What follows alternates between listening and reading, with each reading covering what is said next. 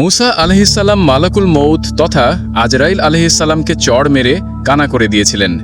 এই কথাটি আমরা অনেকেই শুনেছি, কিন্তু কেন এমন ঘটনা ঘটেছিল? ঘটনাটা কতখানি সত্যি আসুন জেনে নিই। মুসা আলাইহিসসালামের বয়স হয়েছে অনেক, শরীরের শক্তি এবার প্রায় শেষ হয়ে আসছে। বয়স বাড়লে এমনই হয়, বসে বসে অতীতের কথা ভাবছিলেন। এমন সময় মালাকুল মউত এসে হাজির হলেন। হয়তো সকলেই জানেন যে হজরত মুসা কালিমুল্লাহ আলাইহিসসালাম ছিলেন একজন গরম মেজাজের পয়গম্বর, যার শরীরে ছিল অনেক শক্তি। যখন মুসা আলাইহিসসালামের মৃত্যুকাল সন্নিকটে আসলো, তখন হজরত আজরাইল আলাইহিসসালাম মানুষ রূপে যথাসময় উপস্থিত হয়ে বিনা সালামে তহার ঘরে প্রবেশ করেছিলেন এবং বলেছিলেন, হে মুসা, মৃত্যুর জন্য প্রস্তুত হও। এমনিতেই বিনা সালামে ঘরে প্রবেশ, তার উপর পয়গম্বরের নাম সম্বোধন এবং মানুষ আকৃতির আজরাইল আলাইহিসসালামকে দর্শন, এতে হজরত মুসা আলাইহিসসালাম স্বভাবতই ক্ষেপের রক্তিম বর্ণ হয়ে যান এবং প্রশ্ন করেন, কিভাবে আমার জান কবজ করবে? আজরাইল আলাইহিসসালাম বললেন, মুখ দিয়ে। মুসা আলাইহিসসালাম বললেন, যে মুখ দিয়ে আমি আল্লাহর নাম নেই, তা দিয়ে কিভাবে তুমি আমার জান কবজ করবে? এবার আজরাইল আলাইহিসসালাম বললেন, চোখ দিয়ে। মুসা আলাইহিসসালাম বললেন, যে চোখ দিয়ে আমি আল্লাহর দিদার পেয়েছি, সেই চোখ দিয়ে কি করে তুমি আমার জান কবজ করবে?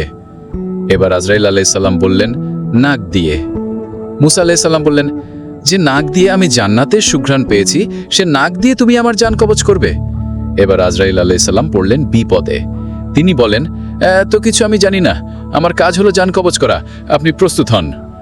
এই কথা শোনার সাথে সাথেই মুসা আলাইহিসসালামের মেজাজ গরম হয়ে গেল।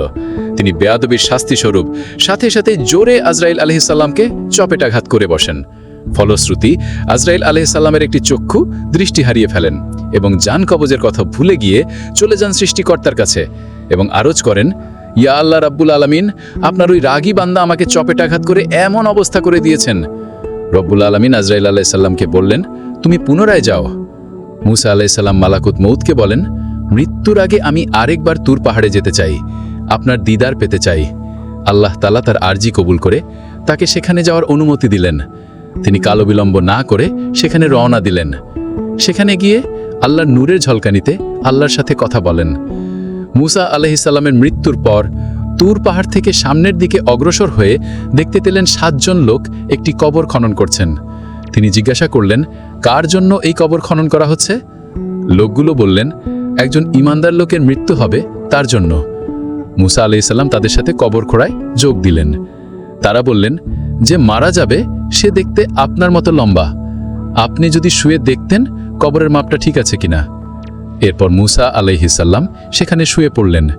সেখানে শুয়ে তিনি আল্লাহকে বললেন, হে আল্লাহ, এই জায়গাটা কত নির্জন, আমার জন্য এই জায়গাটি কবুল করুন। এই কথা বলার সাথে সাথেই একজন ফেরেশতা এসে একটি আপেল তাকে খেতে দিলেন। তিনি বিসমিল্লাহ বলে আপেলটিকে কামড় দিলেন, সাথে সাথে তার জান কবজ হয়ে গেল। ইন্না লিল্লাহি ওয়া ইন্না ইলাইহি রাজিউন। সেখানে উপস্থিত ফেরেশতারা তাকে উঠিয়ে গোসল করিয়ে জানাজা দিয়ে সেখানেই সমাহিত করলেন। এজন্য আজও জানা যায়নি মুসা আলাইহিসসালামের কবর কোথায়।